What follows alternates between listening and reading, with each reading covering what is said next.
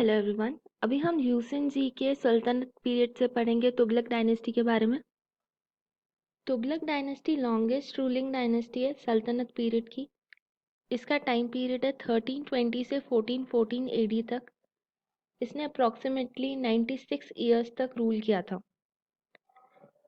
गाजी मलिक जो कि दीपलपुर के गवर्नर थे, दीपलपुर पंजाब में आता है, वहाँ के गवर्नर थे। उन्होंने लास्ट खिलजी रूलर को मर्डर किया और डिथ्रोन किया और खुद वो बन गए सुल्तान। दिल्ली के सुल्तान बनने के बाद उन्होंने खुद को एक नाम दिया गियासुद्दीन तुगलक का और तुगलक वंश की स्थापना की। इन्होंने स्पेशल इम्पोर्टेंस दी postal arrangement, judicial, irrigation, agriculture और पुलिस, इन सब व्यवस्थाओं पे इन्होंने ज़्यादा ध्यान दिया। ये बंगाल, उत्कला या वो उड़ीसा आज के टाइम पे हम उसे बोलते हैं, वारंगल, ये सब एरियाज को अपने अंडर लिया है तुगलक डायनेस्टी में। और जो मंगोल लीडर थे जिन्होंने नॉर्थ इंडिया में बहुत ही लूटपाट मचाई थी, वो सारा जो लूटपाट किया हुआ सामान था वो उन्होंने सीज किया और उन लोगों को सजा दी, उन लोगों को भी पकड़ा।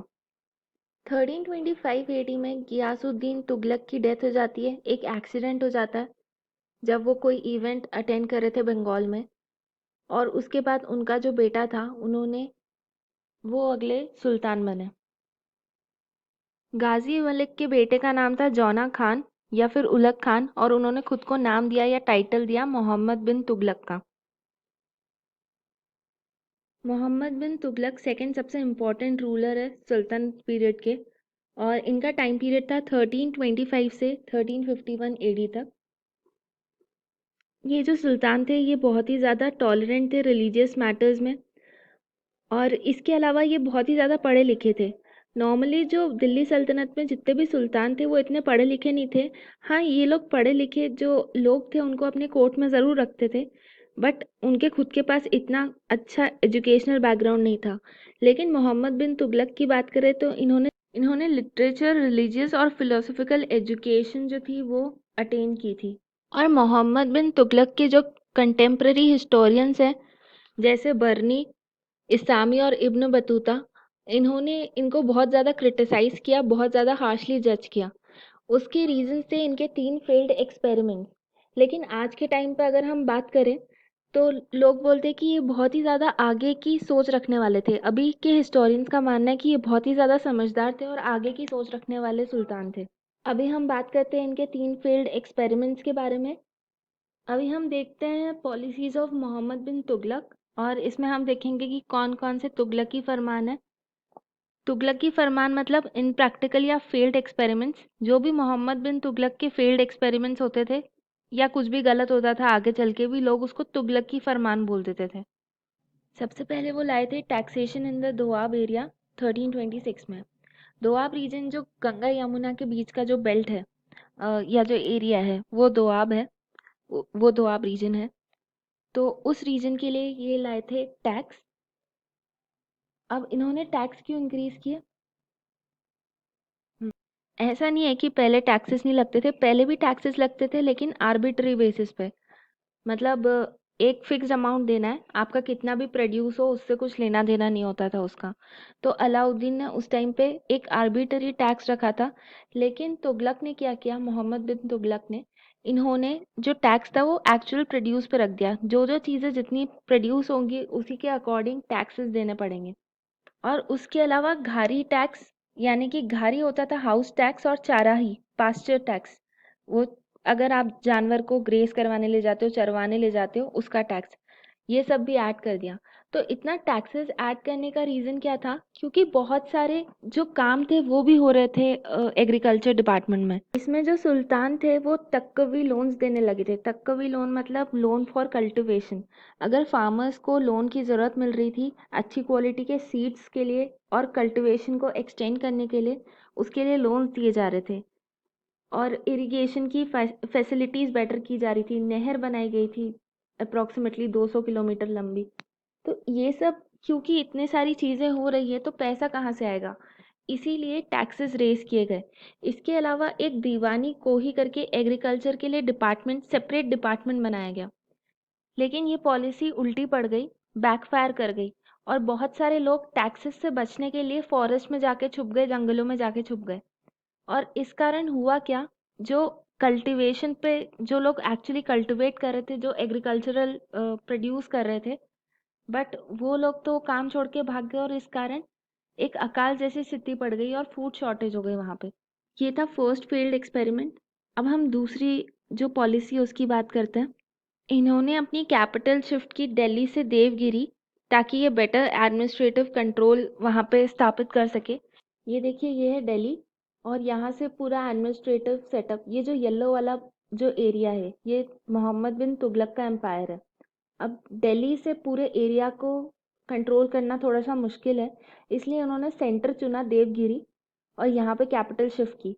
तो यहाँ तक तो ठीक था, लेकिन यहाँ पे तुगलकी फरमान क्या था, उन्होंने उनके जितने भी लोग थे, कॉमन लोग, रॉयल्स, सूफी, सबको बोला 1500 किलोमीटर दूर देवगिरी चलने के लिए। और ये लंबी यात्रा करते करते बहुत सारे जो लोग थे वो रास्ते में मर गए और बहुत ज़्यादा लोग फ्रस्ट्रेट हो गए थे, क्योंकि 15 किलोमीटर दूर जाना उस टाइम पे बहुत ही ज़्यादा मुश्किल था। लेकिन फिर 2 साल बाद क्या होता है, क्योंकि अगर हम देवगिरी में देखें तो देवगिरी से साउथ का जो एरिया है उसको एडमिनिस्टर करना इजी है, लेकिन नॉर्थ में एडमिनिस्ट्रेशन मुश्किल हो जाता है। इसीलिए फिर से 2 साल बाद देवगिरी छोड़ के फिर से दिल्ली चले हमारे सुल्तान, और उन्होंने बाकी सबको भी वहाँ चलने को बोला। अब इतनी लंबी यात्रा 2 बार करने के बाद आप सोच ही सकते हैं कि जनता के मन में और नोबल्स के मन में कितना ही प्यार बचा होगा तुगलक जी के लिए। तो इस कारण जो सेकेंड एक्सपेरिमेंट था वो भी फेल हो गया। फिर हम थर्ड पॉलिसी की बात करते हैं। वो था token currency, introduction of token currency. ये किया था 1329 में। अब इसमें क्या हुआ, जो वहाँ पे टंका चलते थे, कॉपर कॉइन्स, उसको चेंज कर दिया गया सिल्वर कॉइन से। पहले जो कॉइन की इंट्रेंसिक वैल्यू थी वही उसकी कीमत थी। मतलब एग्जाम्पल, सोने का जितना प्राइस होगा उतने का ही आप सोना किसी को दोगे और उसके बदले में ट्रेड चलेगा। लेकिन जैसा अभी मनी चलता है, टोकन मनी, वैसा मनी बना दिया गया। मतलब आप, एग्जाम्पल देती हूँ, अगर आरबीआई का सिर्फ एक नोट है जो जिस पे 2000 रुपये लिखा हुआ है, सिर्फ एक वो कागज का टुकड़ा है जिसकी एक्चुअल में कोई वैल्यू नहीं अगर ऐसे देखा जाए, लेकिन आरबीआई ने उसको बोल दिया है कि उसकी 2000 रुपये वैल्यू है तो उसकी है, लेकिन ओरिजिनली उस पेपर की कुछ वैल्यू नहीं है। वैसे ही सिल्वर कॉइन्स इशू किए गए और उसको जो पहले टंका चलता था कॉपर कॉइन, उससे रिप्लेस किया गया।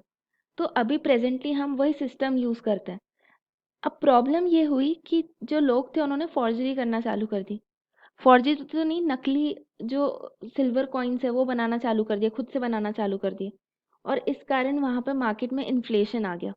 फाइनली वो जो सिल्वर कॉइन्स थे, वो वाला जो आइडिया था टोकन करेंसी का, उसको भी अबैंडन कर दिया मोहम्मद बिन तुगलक ने, और जितने भी लोगों के पास सिल्वर पीसेस थे उसको ब्रॉन्ज कॉइन्स के साथ रिप्लेस किया। अब हम बात करते हैं खुरसन एक्सपेडिशन की, जो हुआ था 1329 में। तो हर राजा की तरह मोहम्मद बिन तुगलक का भी एक विजन था कि उनका साम्राज्य बहुत बड़ा हो, और उनका एक नोबल था जो खुरसानी था, और उसने बताया कि जो प्रेजेंट खुरसन रूलर है अबू, वो इतना अच्छा नहीं है, प्रेजेंटली वो थोड़ा सा वीक है, और उसी पे एक्सपेडिशन के लिए एक आर्मी रेस की गई 3,70,000 लोगों की, और साथ ही प्लान किया गया कि इराक और ट्रांसोजियाना जो प्लेसेस हैं उनको भी कॉन्कर किया जाएगा। लेकिन बाद में ये प्लान भी अबैंडन कर दिया गया। ये सब पॉलिसीज़ ने तो मोहम्मद बिन तुगलक का जो ट्रेजर था वो ख़त्म कर ही दिया था, उस पे बहुत बड़ा बर्डन आ गया था।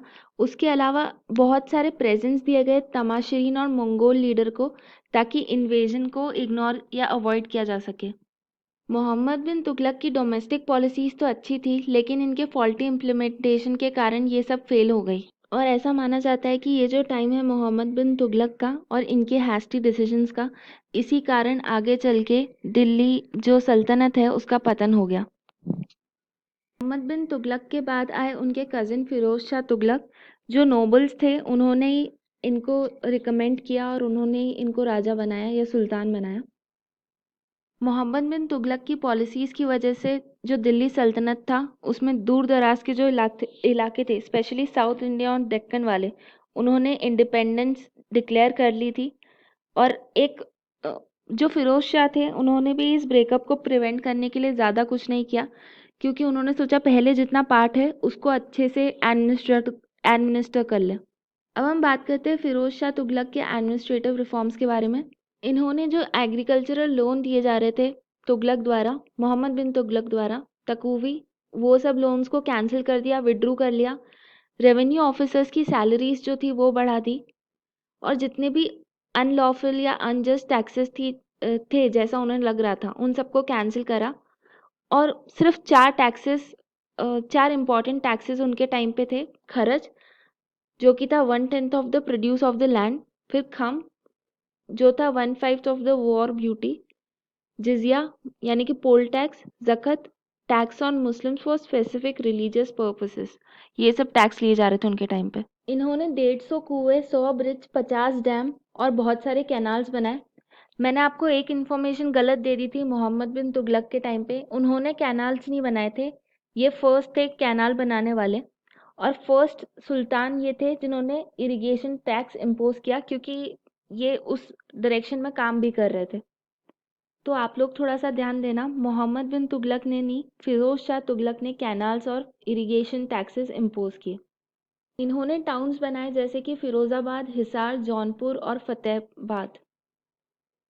इन्होंने जिजिया लिया, ये सिर्फ ब्राह्मण्स के लिए नहीं था, ये नॉन मुस्लिम्स के लिए था, जिसमें ब्राह्मण्स, मुस्लिम्स, हिंदू सब आते थे। तो बुद्धिस्ट ये सब आते थे। जिजिया जो था वो नॉन मुस्लिम्स पे लगाया जाता था। फिर हॉस्पिटल्स बनाए गए, उसका नाम रखा गया दरुल शफा, मैरिज ब्यूरो, दीवानी खैरत और एम्प्लॉयमेंट ब्यूरो। इन्होंने गरीबों के लिए एक फाइनेंशियल एड की स्थापना की, उसका नाम रखा दीवाने इस्तिबका। और इसके अलावा इन्होंने जो इक्ता सिस्टम था उसको रिवाइव किया, और उसकी जो पोस्ट थी उसको हेरिडिटरी बना दिया। ये मेनली जो उनके नोबल्स थे काम करने वाले, उनको खुश करने के लिए किया गया था। फिर हम तुगलक डायनेस्टी का एंड कैसे हुआ वो देखते हैं। तो जो सक्सेसर्स थे फिरोज शाह तुगलक के, वो बहुत स्ट्रांग नहीं थे, और 14th सेंचुरी के एंड तक जितनी मैक्सिमम जो टेरिटरीज थी वो सब इंडिपेंडेंट हो गई थी। अब सिर्फ पंजाब और दिल्ली वाला जो एरिया है वहीं पर तुगलक सिमट के रह गए थे। और उसी टाइम पे हुआ तिमूर का इन्वेजन, तिमूरिड एम्पायर था उस टाइम पे, उसका इन्वेजन हुआ, और बहुत आसानी से तिमूर ने इन्वेजन कर लिया था यहाँ पे। तो इतनी कुछ खास बड़ी लड़ाई भी नहीं हुई थी, एक छोटी मोटी सी लड़ाई हुई थी, और उसके बाद दिल्ली को इन्वेड कर लिया था तिमूरिड एम्पायर। अब तिमूर्स कौन थे? ये जो चंगेज खान है उसके वंशज थे, और इन्होंने मोहम्मद शाह तुगलक जो लास्ट रूलर थे तुगलक डायनेस्टी के, उनको हराया, दिल्ली को तहस नहस कर दिया। उसके बाद तिमूर्स जो थे वो सेंट्रल एशिया चले गए, और यहाँ पे अपना एक नुमाइंदा छोड़ गए खिज्र खान नाम का, ताकि वो पंजाब पे रूल कर सके। और खिज्र खान ही है जो है फाउंडर ऑफ सैयद डायनेस्टी। आगे चल के नेक्स्ट लेक्चर में हम उसके बारे में पढ़ेंगे। Thank you. इस लेक्चर में ल्यूसेंट के सारे पॉइंट्स कवर्ड है। ये थोड़ा सा ऊपर नीचे ज़रूर दिखेंगे आपको, मिसमैच दिखेंगे, एग्जैक्टली सीक्वेंस वाइज नहीं चल रहा है, क्योंकि मैंने थोड़ी सी और इन्फॉर्मेशन ऐड करने की कोशिश की है। फिर भी आपको कोई परेशानी हो तो आप नीचे कमेंट सेक्शन में लिख के बताइएगा। Thank you.